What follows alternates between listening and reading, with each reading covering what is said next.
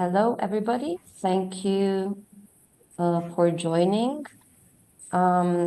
Just a short intro on my part. This is a Housing Solutions Platform event, which is an initiative bringing together FANSA, Housing Europe, Habitat for Humanity, and Fondation Abbé Pierre. I am Ioana Vlad, Housing Policy Officer at FANSA, and I will be moderating today's discussion. We will be debating on the topic of modular housing, which is gaining more prominence in the context of European environmental policies, aiming at sustainability and decarbonization, so including of the construction sector.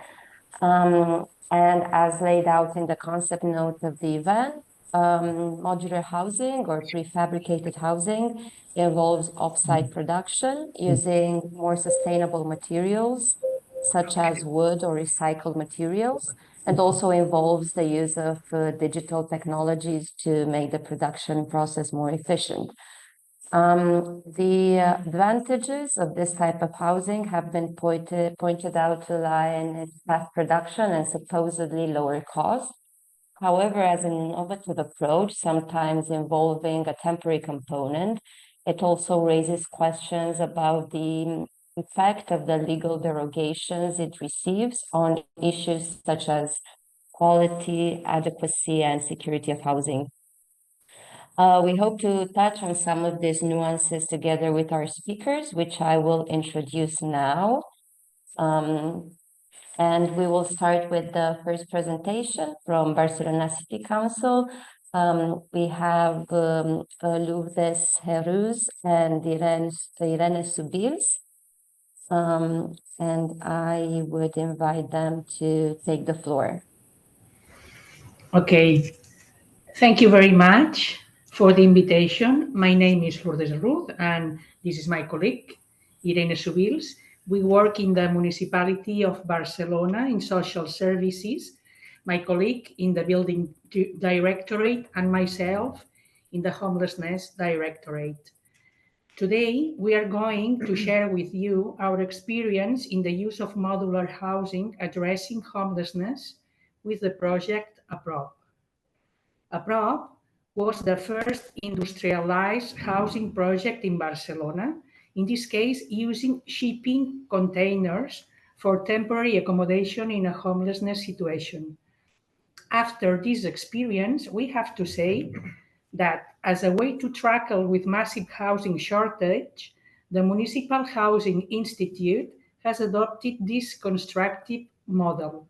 The industrialized promotion occupies nowadays a central space in municipal housing policies. Currently, the Municipal Housing Institute has 7 developments under construction with industrialized methods, making a total of 328 homes. Okay, we first of all would like to give you a little bit of the context of the city of Barcelona. Barcelona has a population of 1.6 million people, surrounded by a metropolitan area of around 3 million people. In Barcelona, for homeless people, we have 3,000 residential places daily. 1,800 are municipal. Still, we have this amount of places. We have also 1,400 people living rough in Barcelona. We have to say also that in Barcelona, we have very little housing, social housing, less than 2%, while the European average is around 15 or 20%. There is a historical lack of investment in housing policies in both Catalonia and Spain. This is a big concern for the City Council. Barcelona has a right to housing plan. Okay. About the homelessness municipal program, we have to say that Barcelona, as we say before, has homelessness services very developed and very consolidated. They are services based in the scale or the transition model. There has been a great effort to contain the growth of the residential exclusion of the population. Despite that, the people on the streets are growing, no? As we say before. We have 3,000 residential places, 1,800 are municipal, and between them, there are 700 which are temporary accommodation. No? Temporary accommodation, in this classification, we have to put the prop. Okay, the homeless services, there has been a big evolution of the homeless services. At first, the type of care that homeless people receive was linked to charity and Catholic institutions. We have opened, along the times, specific services for young people, women, chronically ill people, active drug consumers, families with children. We have built temporary flats, accommodation in the small units, and individual apartments were incorporated, the housing first model as well. The services has been diversified and dignified. The infrastructures have been dignified, and we have prioritized individual and adapted spaces, promoting the role of the person as of the center of their own pathway to insertion. We have moved from collective shelters to accommodation in small unit and individual apartments as the approach. Well, now I'm going to try to explain the construction topics of this project. As my colleagues say, the APROP project is one of the City Council's proposals to fight against the housing crisis that the city is suffering. Following the idea that if we lose our neighbors, the rest of our public policies don't make sense, the APROP is based on two fundamental principles: urgency and proximity. And we start the project with these three goals. First of all, reduce development timelines. But how could we reduce them? First, with project plus work competition system, in which the architects work together from the beginning with the construction company, thus reducing both time and contingencies on site. And second, using an industrialized construction system that is manufactured practically everything in factory and in much less time than a conventional construction. The second goal was maximize the spaces of opportunity, using public land intended for community facilities to make temporary accommodation. These buildings will also temporary, and therefore will have to allow them to be dismantled in the future. And finally, as they are temporary buildings, it is very important to reduce their ecological impact. Therefore, they are built with elements considered waste, promoting the idea of the circular economy. Being the first experience with this construction system in Barcelona, we studied different international examples and finally decided that in this case, the one that best fit our needs was the ship containers. But why we choose the ship containers? Well, they are modulars, so they can be adapted to any situation within the city. They don't need a special transportation, which is very important to access the city center. They are three-dimensional elements, so they are very, very easy to assemble and disassemble. And finally, it is an universal element, so any construction company could build them. After studying the needs of the population, two types of accommodation were defined: 1 or 2 bedrooms. The 1-bedroom accommodation is built with a single module with an area of more or less 30 square meters, and it is designed for a single person or a couple. To convert it into accommodation, only the front and bottom of the container are removed, allowing for great natural lighting and ventilation. The second, the 2-bedroom accommodation is built with 2 containers joined together with an area of more or less 60 square meters, and it is designed for families or 4 people. And this type are also adapted for people with reduced mobility. The first experience was in 2019, a building with 12 accommodations in the center of Barcelona, just next to the Ramblas. The construction time was 6 weeks in the factory and 10 weeks on site, on a plot of 815 square meters. It has a public ground floor plus 4 floors with the accommodations. The modules are placed next to each other and one on top of the other, and enveloping the entire building, a second skin adapts to the surrounding buildings. This was the test project in which we wanted to do participatory processes with the neighbors to prevent it from being a stigmatized building. And the truth is that it has been very well received, especially because a neighborhood facility has been built on the ground floor.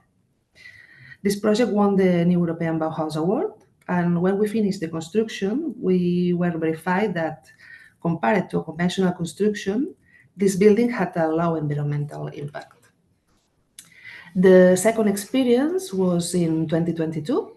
It is a much larger building because it has 42 accommodations and is made up of a ground floor plus 7 floors. 3,650 square meters, which were made in 12 weeks in the factory and just only 26 weeks on site.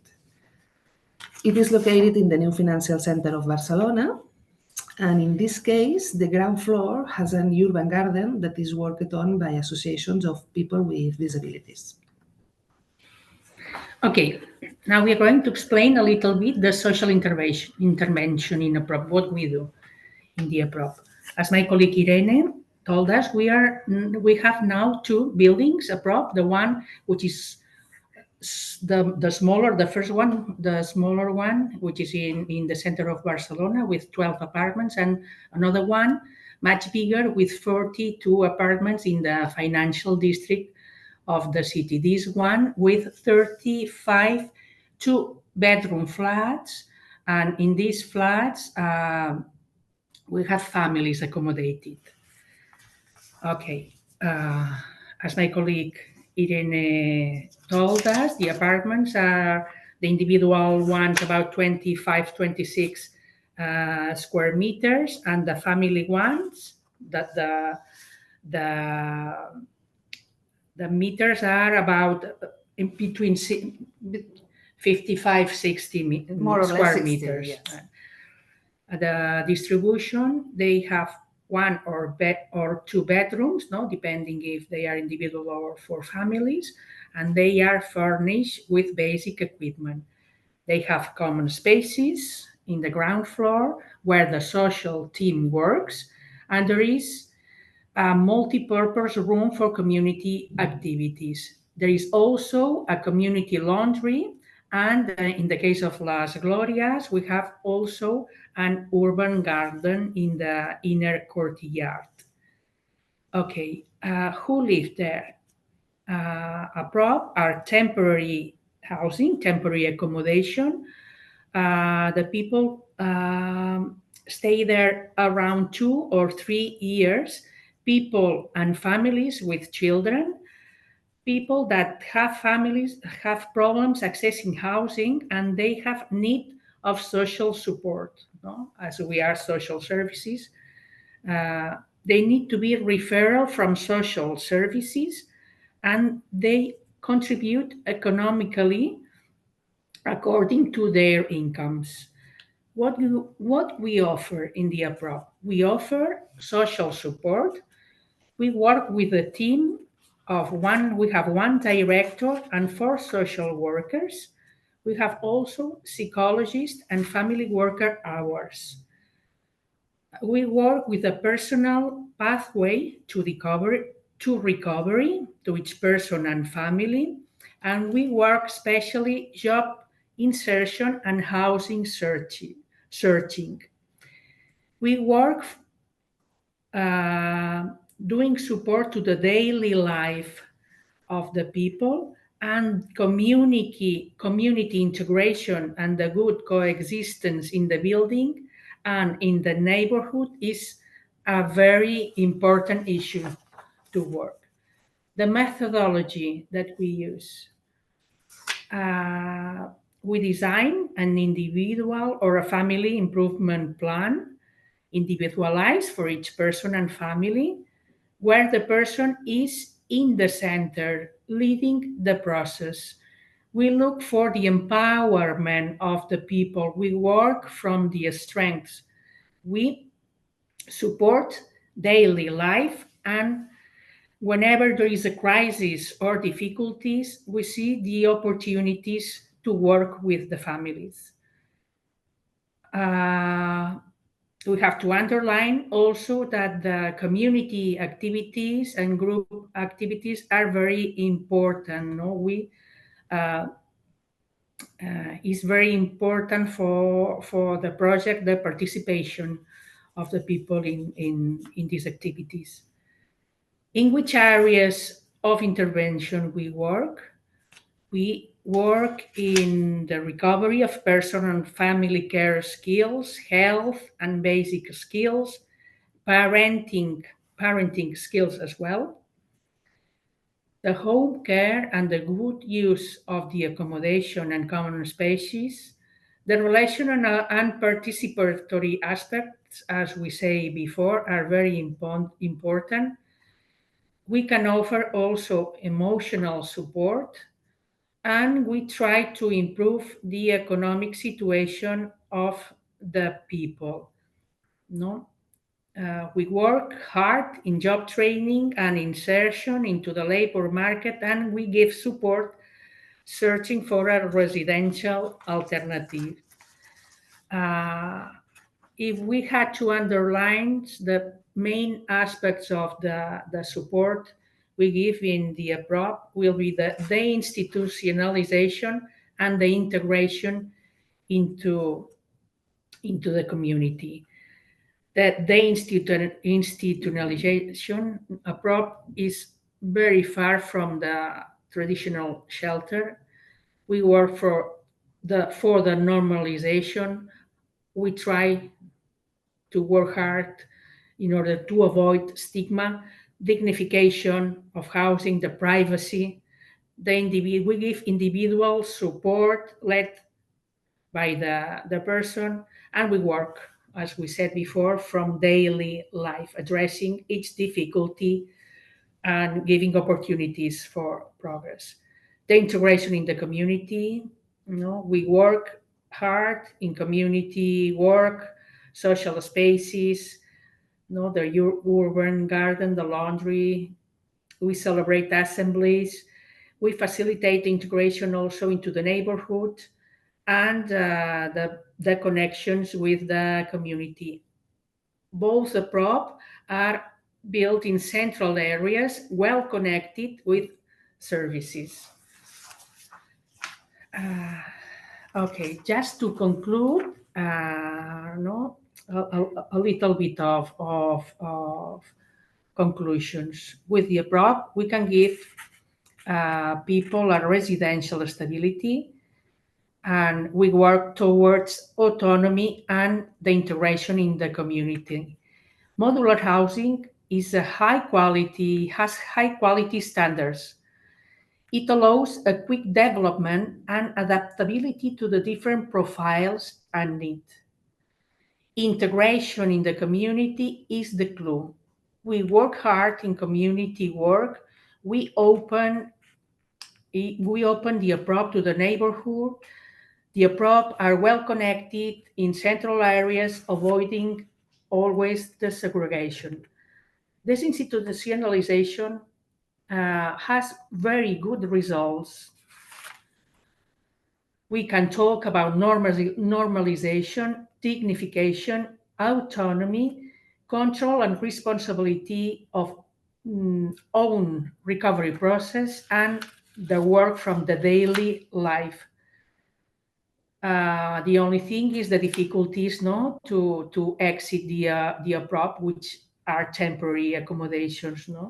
As we say before, we have very little social housing in Barcelona, and there is also a lack of affordable housing in the city. Living in Barcelona is very expensive, and there is also a big gap between incomes and prices.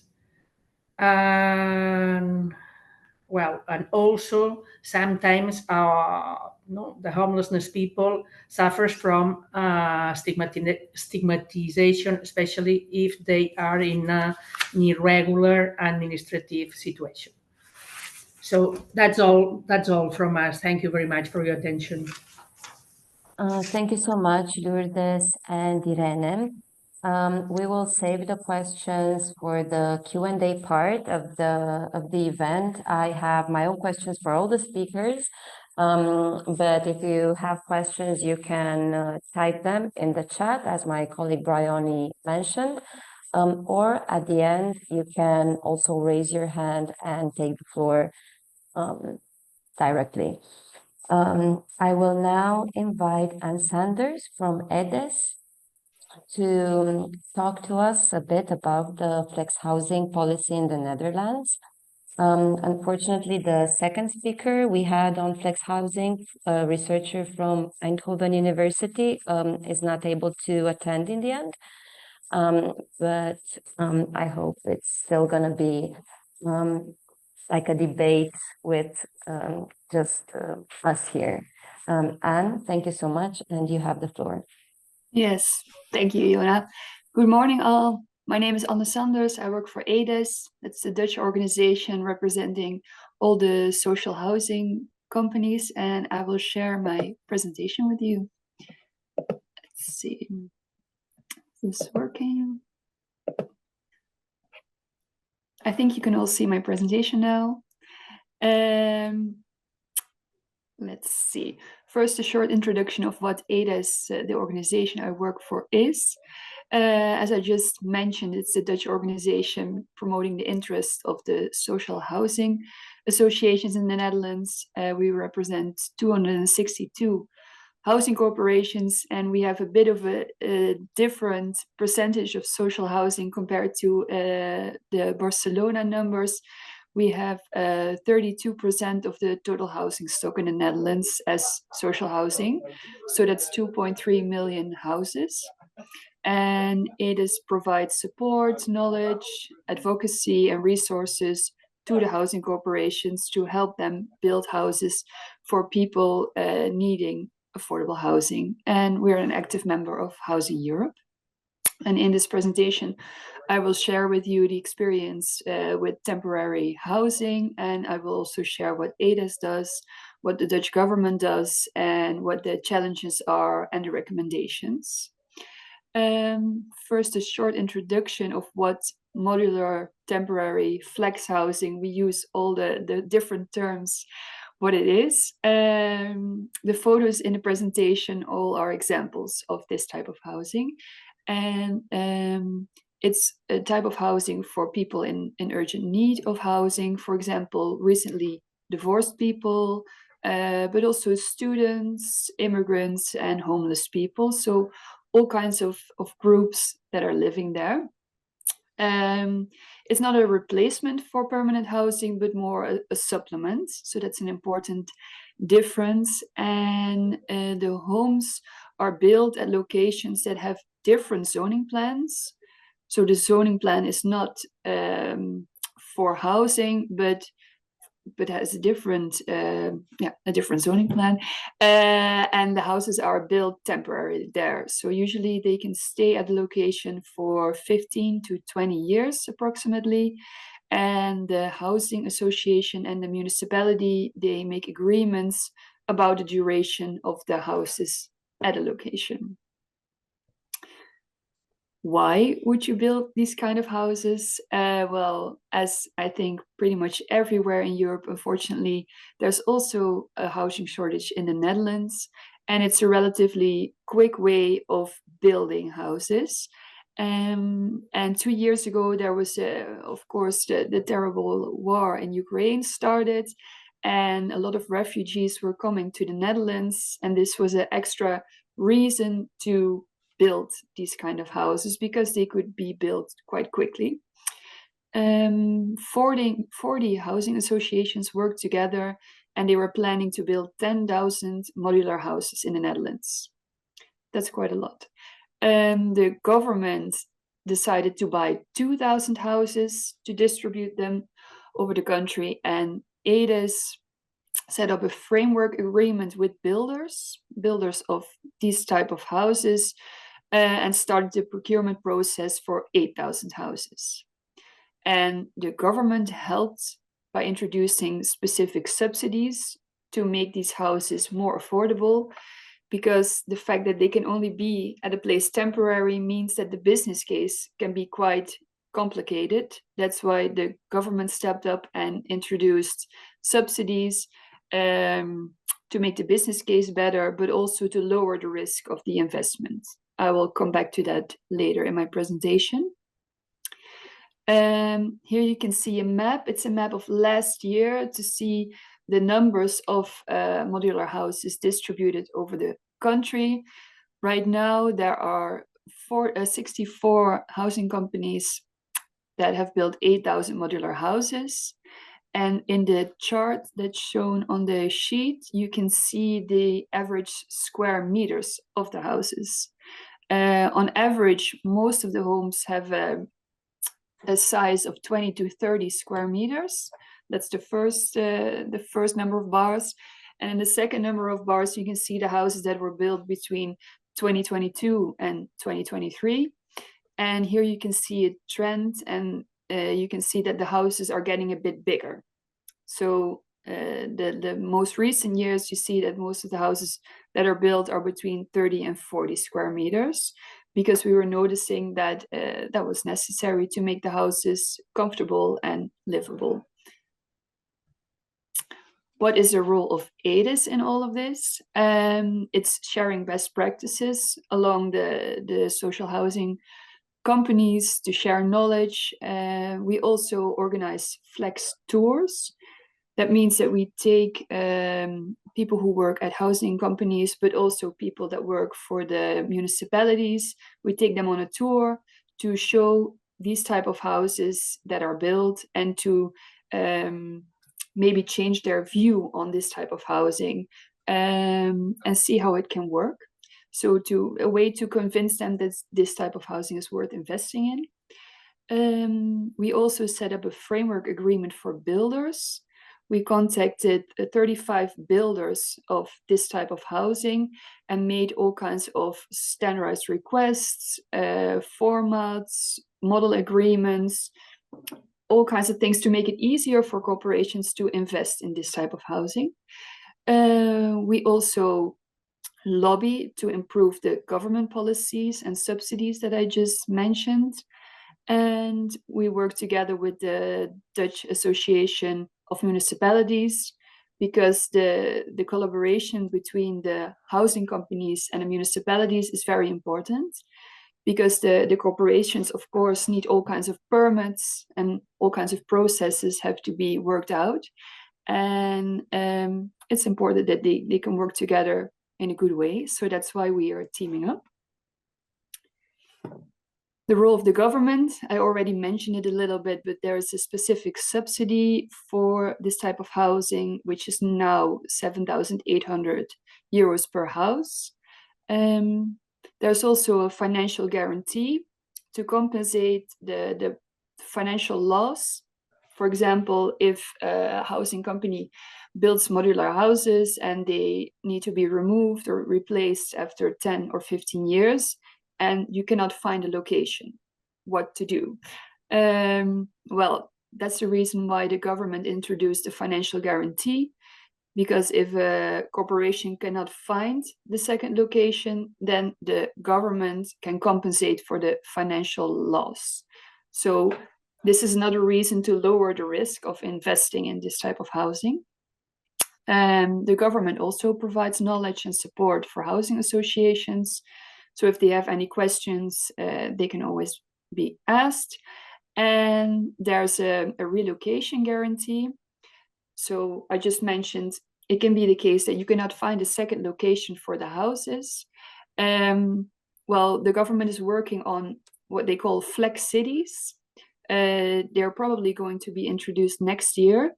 And it's 7 locations spread throughout the country that have plots specifically reserved for flex housing. So if you cannot find a new plot in your own municipality, you can always move them to a flex city. So it's a kind of a backup plan. That's why it's a relocation guarantee. The challenges, well, I already mentioned it a couple of times. Finding locations is very difficult sometimes, in general for housing, but also for modular houses. The speed of the permit process at the municipality can be very challenging. It can take up a lot of time and can sometimes be a bit frustrating. So that's why it's really worth it to work together closely. The business case can definitely be a challenge, and that's why it's very important that the government has all kinds of regulations and subsidies to make it more viable. The public perception can also be challenging. Some people, when they think about modular housing, they still think about containers that are super basic, but there are so many different products available. So well, the houses can be very comfortable, and the outside can also look very good. So the public perception is something to invest in. That's also one of the reasons why we organize the flex tours. And the last challenge is the availability on the electricity grid. That's a problem in the whole of the Netherlands, but the fact that these kind of houses can be built very quickly is super positive. But the challenge is that the electricity grid and the availability should also be available quickly. And sometimes those two speeds don't match up. So that's why that's a challenge. My last sheet, some of the do's. Create positive public perception. I already mentioned that. But also invest in participation of the surrounding residents. So inform them about the project, see what their needs are, try to change their perception and make it something positive. Community builders are very important, and finding the right mix of residents. I in the beginning, I told you that there are students living there, recently divorced people, immigrants, formerly homeless people, and it's very important that the right balance is found in a mix of these residents, and to have a community builder to make sure that they can live together in a good way and also share communal spaces. And the last thing is to invest in the relationship with the municipality, because that's the key, I think, to realizing these kind of houses in a quick way. Thank you very much for your attention. Thank you so much, Anne.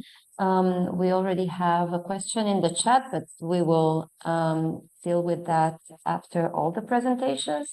And now we move to a more, let's say, critical perspective of the use of modular housing. And I will introduce Aline Strens from the social organization Diogenes, based in Brussels, and also Vincent Desirot, the director of the social rental agency Verhagen. I hope I pronounced it right.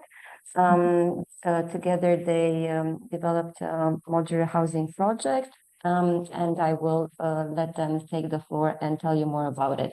Thank you so much for joining. Hello, everybody. I don't know if Vincent is there already or not. Not sure. He said he would try to join, but I'm not sure he's there. So I will begin. I saw him joining. I'm not sure if he's still here, but anyway, let's start and he'll jump in. Okay, we have Diogenes social work.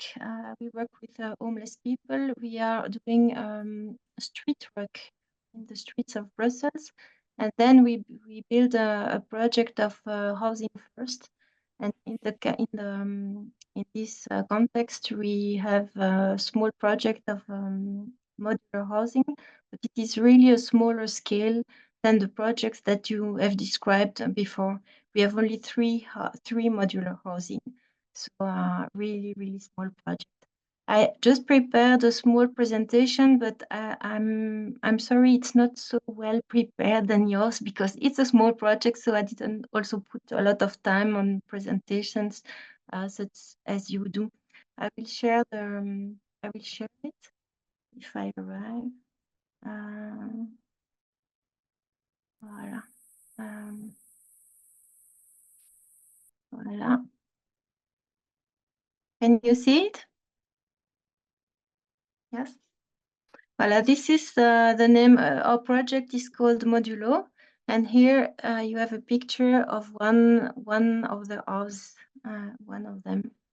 There are three of them put in the same place. It's a really small presentation. I'm sorry.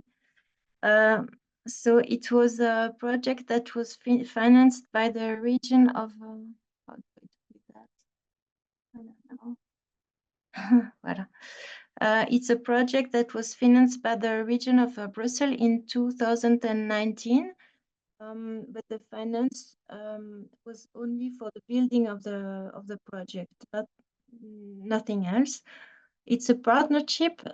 Diogenes, which I work for, is the social service who select and accompany the people, the public that will enter in the house.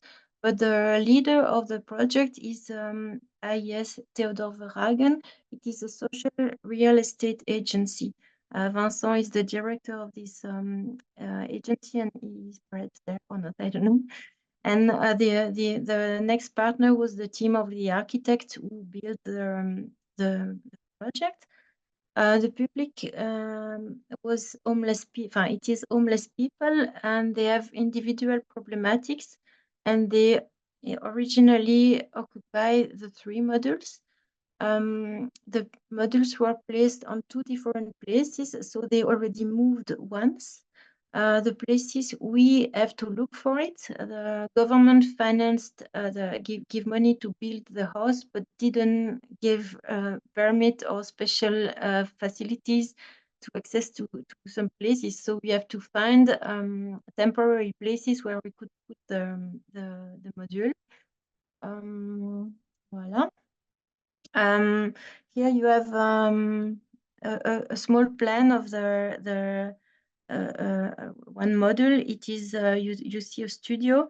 It is one room with only here a small place for kitchen and bathroom. Voilà, the context in Brussels. So I said it's only the subsidiation is only the building, and also that is important to know is the obligation to have a permit, but you may avoid it if your project is a university research. We did so. We also a next partner in the project we introduced was a university that made a research on the way of it was about the way of the people they could benefit or not of this kind of accommodation.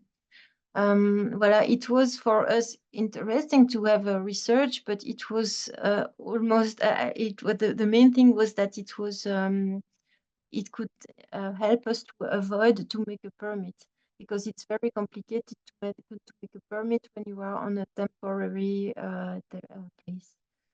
Voilà, there are another few projects in Brussels, but we are, I think, the smallest one. There are other people addressing also for homeless people, but a bit more. They have perhaps 20, I would say, housing, and another one is more for families.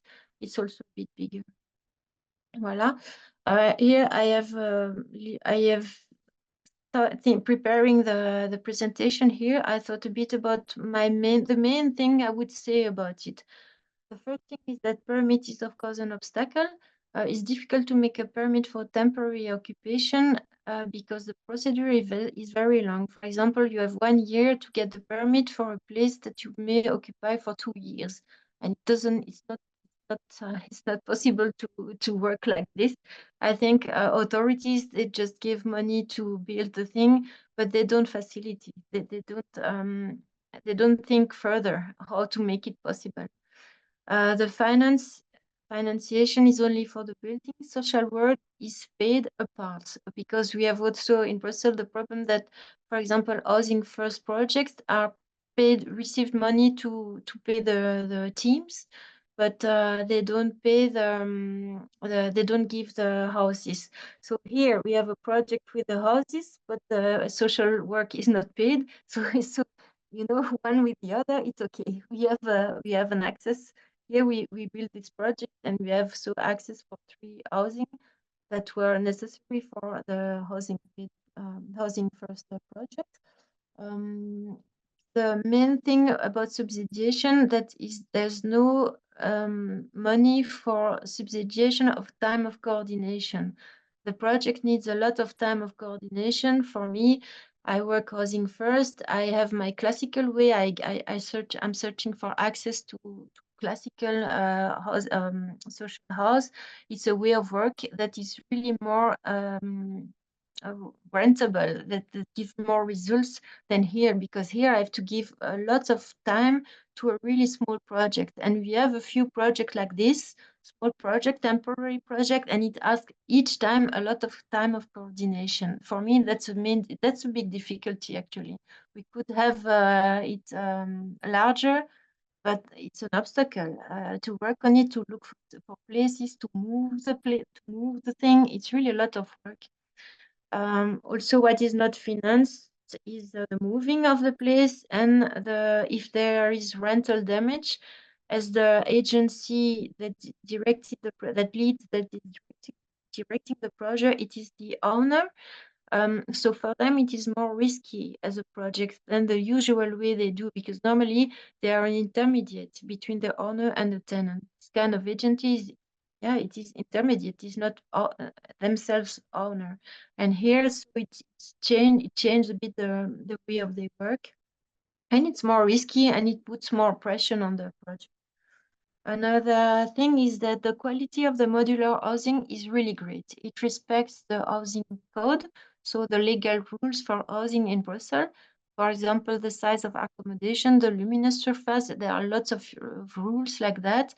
And the project is complete perfect. So it is really quality. When you enter in it, you really can find that it is not an under or a sub housing. I don't know how to say in English, but it's because we have often the thing that it is a house that is less good for people who are excluded, but it's not like that. It is the opposite actually. When the people come in, they have really the impression, wow, this is really great housing.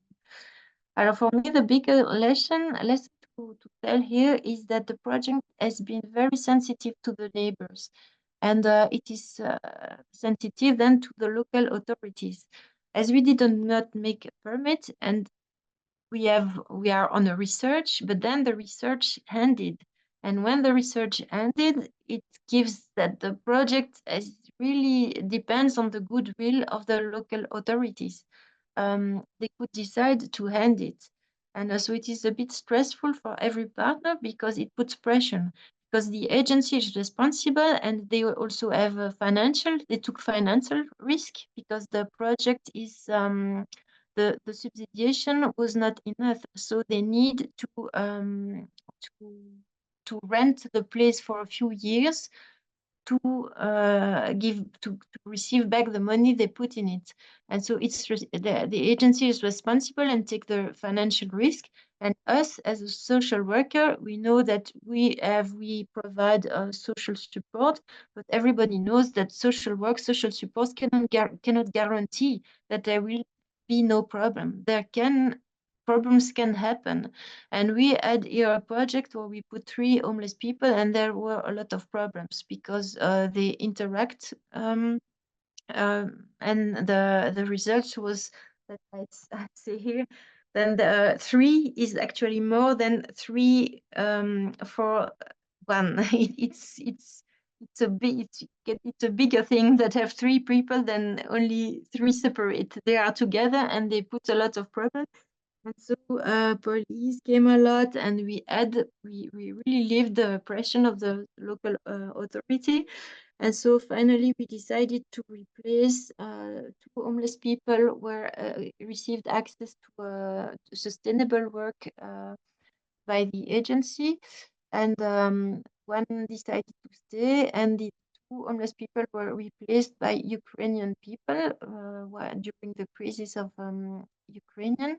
And so the calm, it helps to bring back the calm on the site. So we, in the duration of the project, we had to replace and to change the profile of the public. Voilà, the individual problematics of homeless people are perhaps too complicated in this case, and they become bigger because they add to each other. Voilà.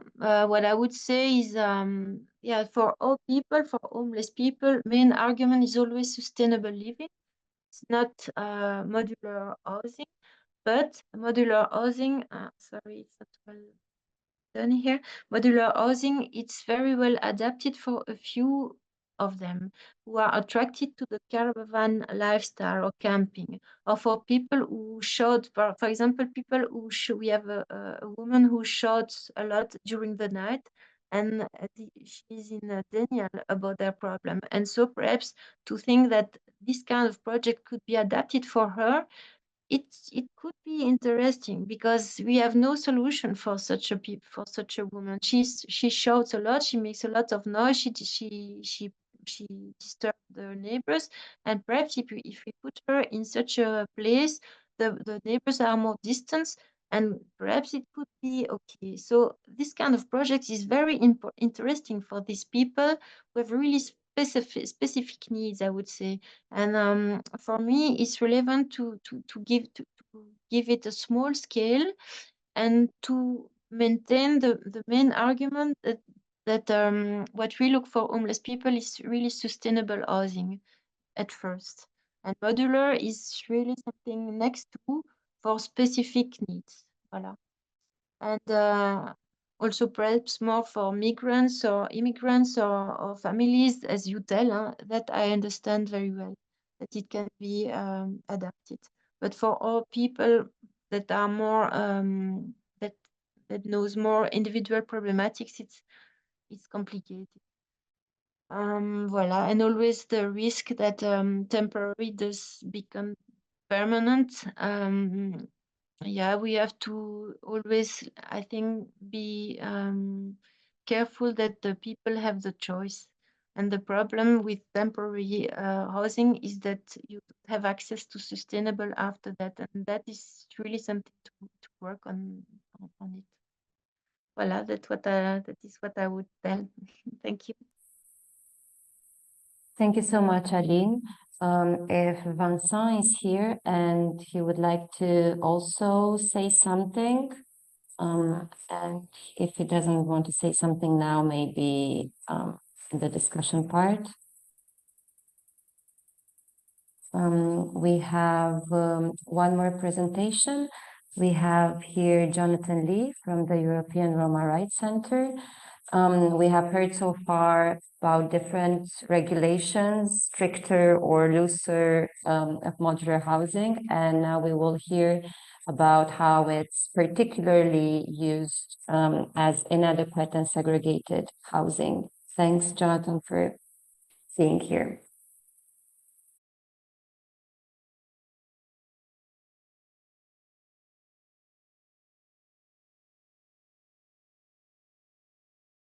Sorry, I couldn't find the Hi guys. Yeah, my name is Jonathan. I work for the European Roma Rights Centre. Can you see my presentation, I guess? Yes.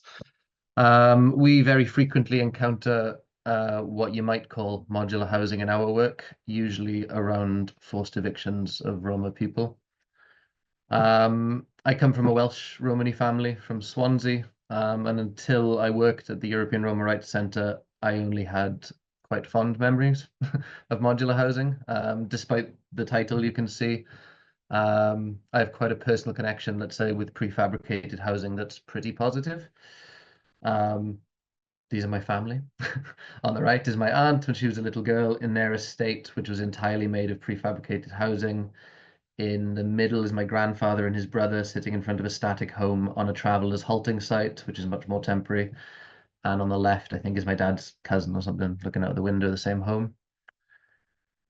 My father, my aunt, and my uncles were born in a prefabricated house in Swansea. It was built in the 40s, one of, I guess, tens of thousands that were built in post-war Britain. He partly grew up in another prefab. It's a good house, it's still there. It's been modified a bit. These were houses that were designed to last only a few decades, but there's many to be found still standing around post-industrial areas of South Wales. My point, I suppose, is prefabricated housing that meets a certain standard of decency can be crucial for providing social housing to large numbers of working class people. The problems arise for me when modular housing solutions are not decent, when they don't meet basic standards for the people who to live in them, and when they're used to further discrimination and segregation of already marginalized communities. As a rule, municipalities don't spend money on new Bauhaus design modular housing for Roma. They put Roma in the cheapest thing they can afford or not at all. The housing that I associate with prefabricated homes growing up in South Wales is not what I'm talking about today. For most Roma, most of the time, modular housing solutions mean something more like this. Shipping containers. These are the most common types of housing alternatives that are proposed to Romani families after an eviction from existing housing, whether that housing is formal, so legal, or informal, not legalized. It is the authorities responding to the most basic need for accommodation. By that I mean, so in all of Europe, it is illegal to carry out a forced eviction without three things. One, adequate notice to the people living there. Two, proper consultation with the residents. And three, an offer of adequate alternative accommodation. Shipping containers are usually kind of a lazy attempt to fulfill this third criteria. Most of the time in cases of forced evictions that we litigate around, even this kind of basic indignity is not provided for and people are just turned out onto the streets. In this case, and you can see on the screen here, this is Eforia in Romania. So this eviction occurred on the 27th of September in 2013, targeted a Romani community that had been living on Agricola Street for 40 years. And it was carried out by 80 police officers accompanied by municipality workers under the direct supervision of the deputy mayor of Eforia, who attended the eviction. Over 100 people, more than half of whom were children, were made homeless. Their homes were destroyed without proper consultation, without provision of adequate alternative housing. And the deputy mayor, who was there at the time, told residents who resisted the eviction, if you don't come out, we're going to kill you. In the days that followed, the evicted people had to live outdoors in temporary shelter until some were eventually offered space to take refuge in this abandoned school building. So it has few windows, it had no electricity. Others were housed in a dorm, which was similarly unsuitable. Some of these people then, around 50, were evicted a second time in July 2014 by the same deputy mayor and relocated to these containers. And this was on wasteland on the edge of the city. They found themselves in this exposed field next to an open excavation site, which, by the way, is a short walk away from Black Sea beaches and resorts and festival sites and things like that. The containers, there they are too small to house all members of the families. They had little to no access to basic facilities. To compound it, in March 2016, the authorities tried again to evict these people from the containers they put them in. We stopped it with a court order. Finally, in 2021, the original eviction was judged to be illegal and discriminatory in a case we won before the Court of Appeal. So the city of Eforia now owe 12 people from the eviction a total of 432,000 euros plus social housing. The judgment has not been implemented. The mayor is a racist and refuses, and the fines keep racking up by, I think, 20 euros per person per day that the judgment is not implemented. After shipping containers, the next most common type of modular housing we would see employed for Romani communities would be something more like this, which something that resembles a prison camp, I think. This is purpose-built but inadequate modular housing. This is usually reserved for large-scale evictions. So this picture here is the former La Barbuta camp on the outskirts of the city of Rome in Italy, which has since been evicted. For years, Italy has built segregated modular housing for Roma, which they call nomad camps. These are often poor quality to begin with, but the real problem is that over years they become abandoned by the authorities. So things like rubbish collection, access to infrastructure, public transport, this becomes neglected. The buildings are not maintained, access to water and electricity is not ensured. They become, in short, dangerous, unhealthy places to live. And we've had multiple cases where children have died as a result of fires and live electrical cables in government-built housing. Outside of Italy, a good example of this kind of housing would probably be the eviction of Roma from social housing in Cluj-Napoca in Romania. So in this case, Roma were evicted from the city center of Cluj. This photo is the site where their houses used to be. So it's now been redeveloped for a church and a school. They were evicted from here to here, the rubbish dump of Patarot outside of the city. So the people who were moved here were people who mostly had jobs. They were in the center of the city. Their kids went to school. And then one day around Christmas 2011, they were forcibly evicted at dawn by police and bulldozers from their homes. This kind of gives you an idea of the scale of the place. So on the right of the picture is where the first very basic housing was purpose-built. There's a further two communities that have evolved kind of out of shot to the right, and the very worst off are literally on the rubbish dump down on the left, which is the picture I showed you previously. These are the original homes. So these were built out of precast concrete with several families per unit. They had no hot water, no electricity. And because they housed several families to a house, it meant living conditions were truly terrible. Some have managed to get out of here, but many are still stuck in the same situation. And the mayor spends a lot of his time chasing after families who move into social housing in Cluj with eviction orders. The third, least common accommodation, I guess, offered to Roma that we encounter would be something more like this. So this is reasonably adequate modular housing that's purpose-built to segregate Roma. So this is another so-called nomad camp in Napoli. This was built to house some, not all, of the inhabitants of a large Roma camp known as Gianturco that was evicted. I visited this place a few months after it opened. As you can see, it has a fence around it. There were security guards there, ostensibly to protect the residents from local racists. The conditions were okay, I would say. So they had hot water, they had water and electricity. There was enough room to live. They had a built-in kitchen, like normal plumbing. It was similar to sort of, I don't know if maybe you, or I don't know, but the sort of classrooms that I studied in secondary school, these like pre-built ones that you'd had to go into. But it's inside a fenced-off segregated camp on the edge of the city. It is purpose-built segregated social housing, which brings me, I suppose, to my main issue with modular housing, is that it is almost exclusively used as a tool of segregation for Roma. Using modular or any housing to further segregate Roma is illegal. These things are not housing solutions for Roma living in segregation, because the problem for these communities is not their lack of quality housing. That's a symptom of segregation, which is a symptom of institutionalized racism.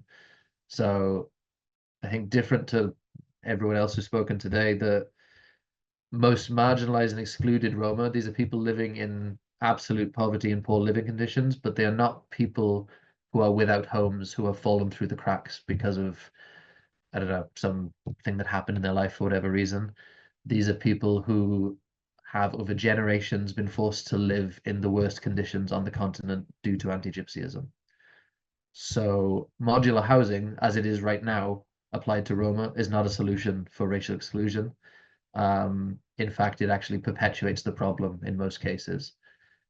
Most of the associated human rights violations that are experienced by Romani communities stem from spatial segregation in the first place. So school segregation, denial of access to hospitals, police brutality where they punitively raid Romani neighborhoods. These are compounded by segregation. The solution is in integrated social housing and social welfare that is open to all citizens, regardless of their ethnic background. So far, social housing is unlikely to be modular housing, which for Roma usually means temporary, low-quality housing.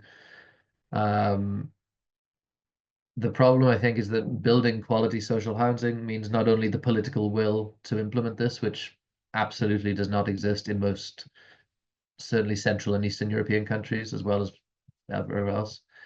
But it would mean checks and balances to try and limit the effect of institutional racism in social services so that Roma can equitably access this infrastructure. We have cases in Romania, for example, where there's a point system used to allocate social housing, but that point system is made in such a way that, for example, you get more points if you hold a university degree, or it'll deny housing to anyone who's ever been evicted by public authorities, which is many poor Roma living in slums. So it's practically unavailable to the people who need it most in Romania. Yeah, to summarize, I suppose that modular housing can be an excellent way of housing lots of people fast if it's done right, but ultimately, I suppose, I just don't trust institutionally racist public authorities to provide equal access to quality modular housing for all people, regardless of their ethnicity or their social background. Thanks very much for your time. Thank you. Thank you so much for your presentation. I think it balances a lot our perspective on modular housing, yeah, puts in perspective its possibilities, like being adequately implemented, and how it can be used to the contrary. I will now open the discussion. There are already 2 questions in the chat. I will read now. I will read the first one. It's addressed to Aline. What generally happens to the tenants if the flex housing needs to be moved? What kind of tenancies do they have? Yeah, they are offered alternative houses by the housing company that owned the flex houses. So it's not that if the houses are moved that they will become homeless. They are offered alternative housing, usually in a municipality where their original house was. Okay. So the fact that they are temporary houses does not mean they have temporary tenancies. Maybe this answers the question. Yeah, I also have actually a question related to that, because I understand that last year was taken out of the law, the temporary rental contract. And also, as you were saying, the housing corporations negotiate as long as possible for leases on the land. Yes. So the question would be, what is flex anymore about flex housing if it all tends to like be very move towards the conventional or permanent housing, more permanent housing? What was the first and what lacks or what? What is flex about flex housing Oh, what is anymore with flex? them? Sorry. Yeah, Yes, sorry. the fact that you, in theory, can move the house. Yeah, but you're right. In this way, flex or modular housing, the characteristics move more towards permanent housing. Yes, definitely. When the tenancies are permanent, and when the goal is to leave the houses at the plot as long as possible. So yeah, the two types of housing are moving a bit together. Yes. I have one more question, but I will keep it for later. And I will switch to the chat now. Adam asks about experiencing undesirable performance of the interior of the buildings or flats, namely, but not only condensation and mold growing. The question partly aims at heating or ventilation systems as well as insulation used. On the other hand, considerable factor is overpopulation of flats. Yeah, I think it's a good question of, especially of the container, the shipping container housing, and the small living spaces, the small tiny houses. So if you know anything about that, maybe from Barcelona or from Okay. Well, Netherlands. in Barcelona, we have to say that the interior of the shipping containers are more or less the same construction requirements as conventional housing. The thing that we do is a box in a box. So there is a kind of second skin, and we, with that, we assure that there is an acoustic insulation, a perfect acoustic insulation, the fire protection. We assure as well that there is a natural ventilation as well, and the heating and cooling are central systems, which are aerotherm. But this is quality interiors. There is not the shipping containers itself. We built a second, no, it is a kind of a box inside a box, no? The container is just the structure of the Yes, building. it's just the structure. Okay. Thank you. The next question would be about the Netherlands again. So how does AEDES ensure that flex housing does not become a popular replacement for long-term social housing, especially concerning people that wouldn't initially be considered for this type of flex housing? How do the most vulnerable groups continue to be considered when the groups of people accessing flex housing continuously expand to perhaps less vulnerable groups? Are there structures in place?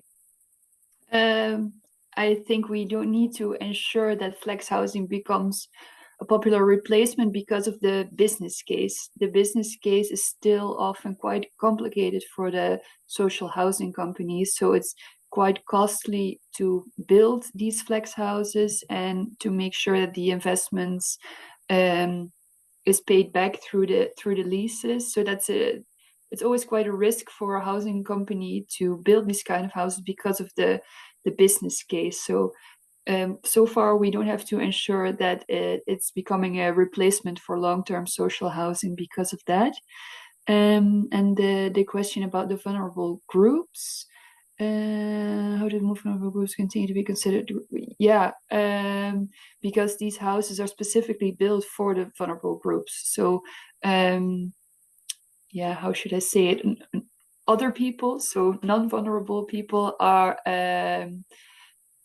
not often given these kind of houses. So I don't think there's a national law for this, but almost all the housing corporations only build these type of houses for recently divorced people, students, immigrants, homeless people. So that's kind of the policy of the housing corporation. So I don't think there's a competition between groups to get access to this kind of housing. I'm not sure about the official structures for this, but this is the way the corporations work. So, I don't think there's specific legislation for it. I think it also hints at the prioritization structures that are put in place once the target group of flex housing gets so broadened, just to maybe counter the negative perception of flex housing as being like housing for poor people or substandard housing. So the target groups become larger. So what structures are put in place to ensure that there is a prioritization mechanism? Yeah, well, I know that housing companies always have a lot of they pay attention to the right mix of people that are living in these projects. So the stigmatization is not supposed to happen. But I'm not sure which kind of rules of which kind of schemes are set up for that. I could look into that, but I'm not sure. Thank you, Anne. I think now is a question for everybody, but seeing that maybe it's coming from Eastern Europe, maybe Jonathan could start. If we want to prevent, Jonathan is mentioned explicitly, so sorry for assuming the origin of the person.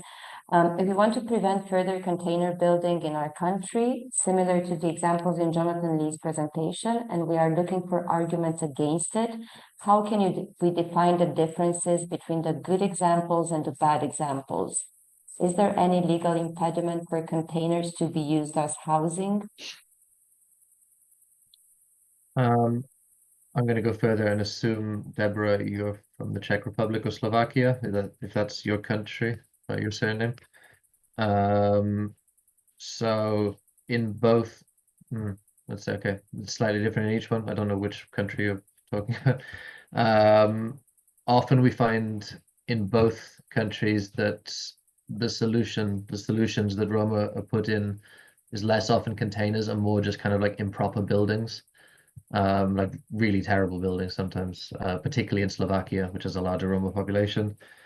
As a short answer, I guess, the good examples are integrated, and that kind of solves most of it. So like, it's rare that you're gonna have container housing that's not integrated.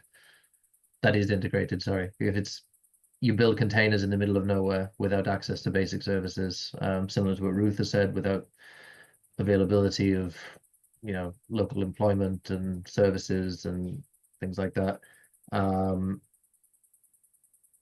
But the legality, it should fit the local building codes, but I'm not aware of, this will be very specific to each country, I'm not aware of any legal impediment to using containers as housing, providing they're adequate. What is adequate will depend on your zoning and your building codes. But yeah, I mean, to an extent, because the RRC is an anti-discrimination organization, we're not like a housing quality rights organization. Like if Romania or Slovakia or wherever wants to build social housing that is of terrible quality, but they provide it equally to everyone, that's what we're concerned with. It's when it becomes a tool of discrimination rather than the quality itself. There is obviously a conversation to be had about quality. That's what most of you are here for. But for us, it's much more how it's used as a segregating tool, that in reality, containers without, I don't mean containers like in Barcelona, I mean like a shipping container that's been dropped in a field and there's your house. These are only used for Roma in most of Europe. Thanks, Jonathan. Does anybody else want to react to how they see the differences between the good examples and the bad examples? Like what do you think makes the difference in your cases?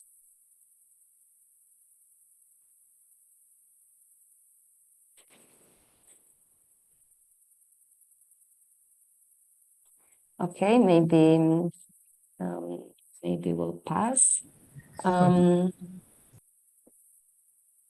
Okay.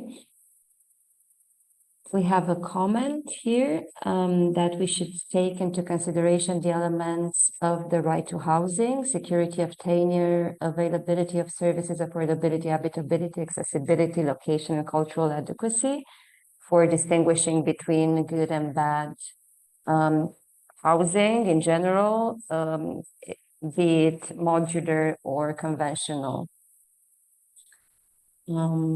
Okay, and next, another question for Anne, but if you want to take it, so it doesn't feel like it's too, like putting you on the spot, so you mentioned the flex housing is movable in theory. Has the mountable aspect of modular homes been practically tested? Yes.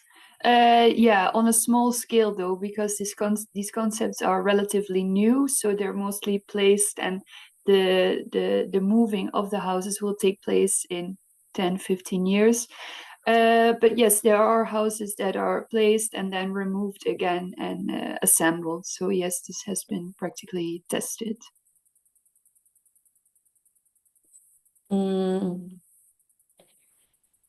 A comment is connecting to Ireland, I think, and I think is great because I was also about to ask if there are people from Ireland that could maybe share their experience of the rapid rebuild and the use of modular housing as industrialized public housing policy.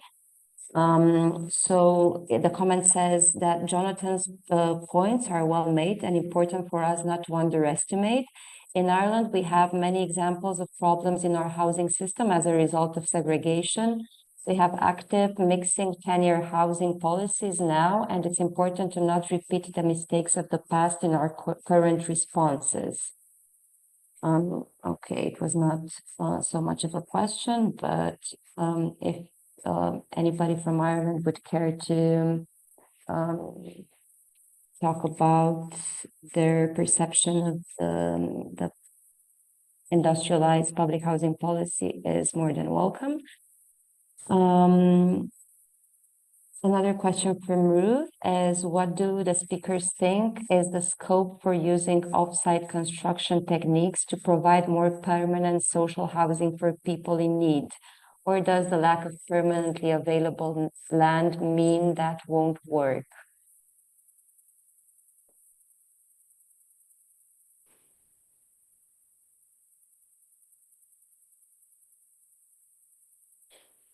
I think is question about does modular housing have to be temporary housing? Shortly answer. Or if you care to develop, yes, Jonathan. But on the lack of available land, so like municipalities throughout, we work in 16 countries. They always manage to find land for redevelopment and zoning for commercial purposes and gentrification. If they can find the land to do that, they can find the land to build permanent social housing on it. It's a political decision not to do this in every administration. As for offsite construction, I have no particular opinion, but yeah, I don't think there are simpler social housing solutions than many would make out in local government.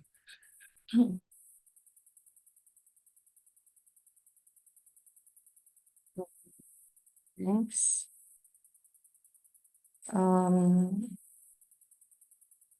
We have another comment here, but I think you can read it yourselves. Is if somebody wants to intervene by raising their hand directly in the discussion and ask a question to the speakers, please do. Now is the time.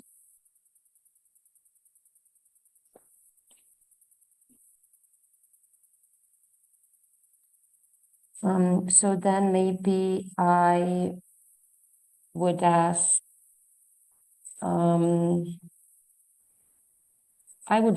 Aline, if that's okay. If it were possible, how would you redesign the modular project to make it better? I gave a bit of an answer in when I spoke about it. For me, but I work with people who are really who carry an individual problematic, and I didn't define it, but I mean I meant mental health problem and addiction accumulated. So that's a bit a special kind of profile, and what I was telling here is modular housing has been very difficult for this kind of profile. It can be perhaps more adapted. I think in Brussels there are bigger development of modular housing for Ukrainian during for the Ukrainian people, and it has been I think it has given the opportunity to give them a place quickly. But I still have the same question. What will we do after that? Will it stay? Will it? Can they have? I think they could stay perhaps longer. This housing, if we could guarantee that people have access to something else at the point. For me, the temporary aspect is really really essential. We really have to be careful about this, because the main argument, and I said it, is sustainable housing for everybody, really at a larger scale than we have in our cities. The best example is Vienna. I don't know, it's 50% of social housing, or 60. I don't know, the rate is really different than what we have in Brussels. It is 6% of social housing, and we have I think 58,000 families waiting for social housing. It is the half of the. It is a really big lot of people who are waiting. So I think also homelessness is something it's a problem. It's a specific problematic in the same access to housing is valuable for everybody and should be sustainable. I think yeah, I would take very I would go slowly in this kind of project and really make it at small scale, and really we have to give around really a good lot of rules, yeah, for using it. Thanks, Aline. And relating to that, I was wondering for Lourdes and Irene about this temporary aspect. So people are transitioning to what when they move out of the temporary accommodation, and how successful have you been with that? Because as it has been mentioned, the time issue is a central issue that turns like modular housing into potentially inadequate housing. Yes, well, we have to say that our projects are quite young, but ideally the people should be there around in 2-3 years. The recovery process in most of cases is done. The problem that we have is that the exit of that temporary accommodation is very difficult in the city of Barcelona. We have very little housing solutions. We have very little social housing, and the prices of houses in Barcelona are very high. We don't have affordable housing, so we have to be imaginative. We have some people that are very lucky and they can have at the end a social house, but this is very difficult. We have long queues of people waiting for social housing, and some people know other people and they decide to live together. Maybe in Barcelona, maybe outside Barcelona, or no, in a village, maybe the prices are less expensive. The real difficulty we have is after people is very happy in the APROP.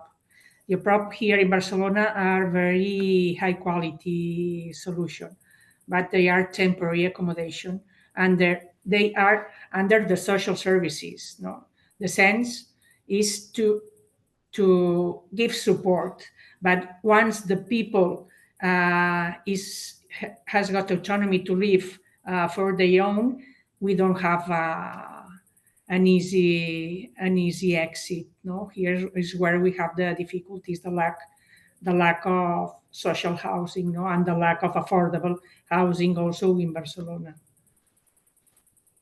Thank you. Thank you so much for your answers. I apologize that only now I have detected the question in the comment from Ireland. And the question would be, if we have a site, we're obliged to obtain competitive tenders. How do we do this for modular construction when there are so few companies providing such properties? Maybe that is a question for the speakers who come from contexts with more developed modular housing delivery. So still maybe for Anne, or even for the case in Barcelona.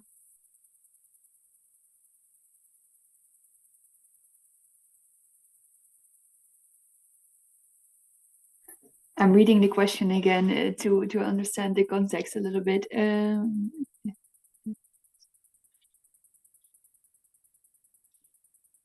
I guess it's about the offer of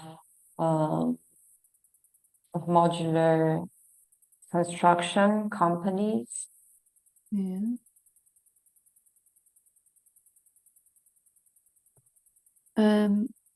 Well, there are a lot of companies in the Netherlands that provide modular houses. So the last part of the question, that's not a problem, that there are few companies.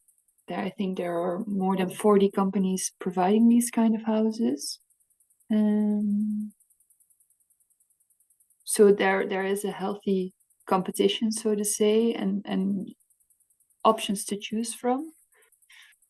But I'm not sure if I'm understanding the question completely, to be honest. Maybe Aline can elaborate a little bit on it.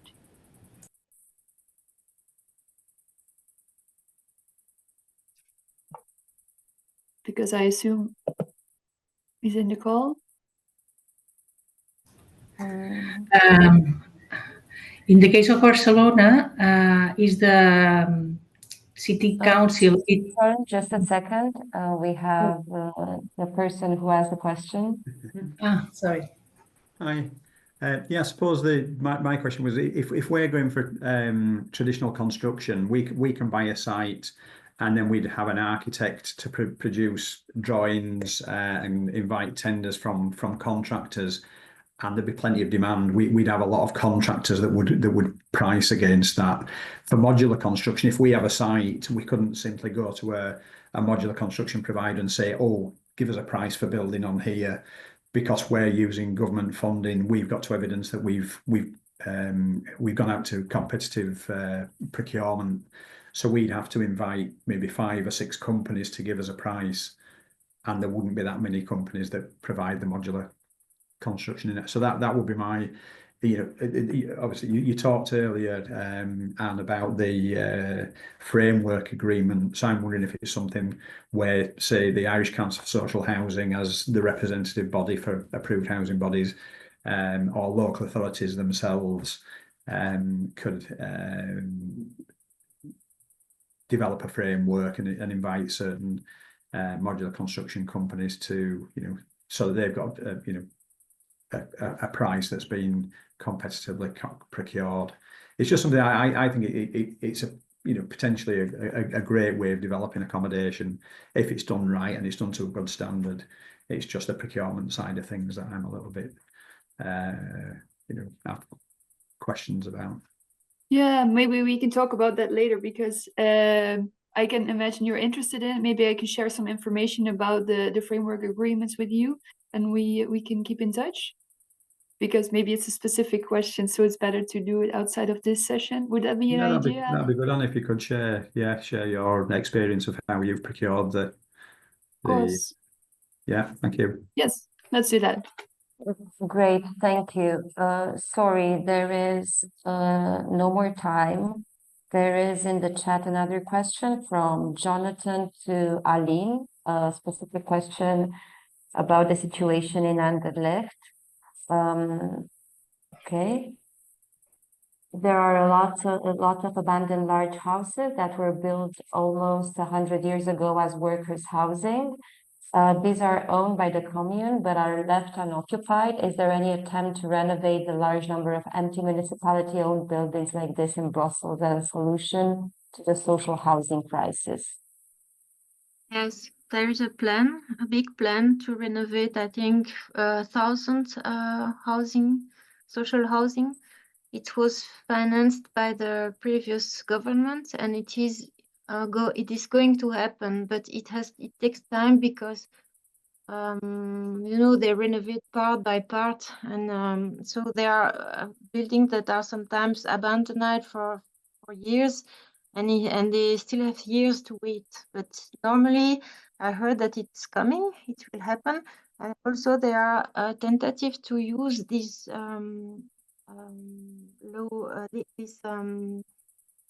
this house that are not in perfect state. We can try to just give them the minimum of comfort, and we can give them to homeless people too. So there are small projects trying to use these empty houses in Brussels. We have a few projects like that. It is useful for homeless people who live since a long time in the streets and have no income, because they mainly the European immigration. So European people who have the rights to stay in Belgium, but who can't receive any social help except medical care. And so this kind of housing, empty housing, can be very useful for this kind of profile. I would I'm for it. I think it's a good thing. Actually, we also have here somebody from Comuna. I see that is an organization dealing with that, with temporary occupation for social use of empty spaces, including vacant public housing, until it is being developed by the municipality. But I'm afraid we do not have time anymore. Thank you so much for all the speakers and for all the people that asked questions and joined the conversation. And I think there were very different perspectives and developments from across Europe, which has been very useful. And like a final word, I would like to say that in the beginning of next year, we will also publish a briefing on the do's and don'ts of modular housing. And this discussion has been super useful in getting input from your perspectives. So thank you a lot, and hope we stay in touch. Thank you. Bye-bye. Thank you. See you.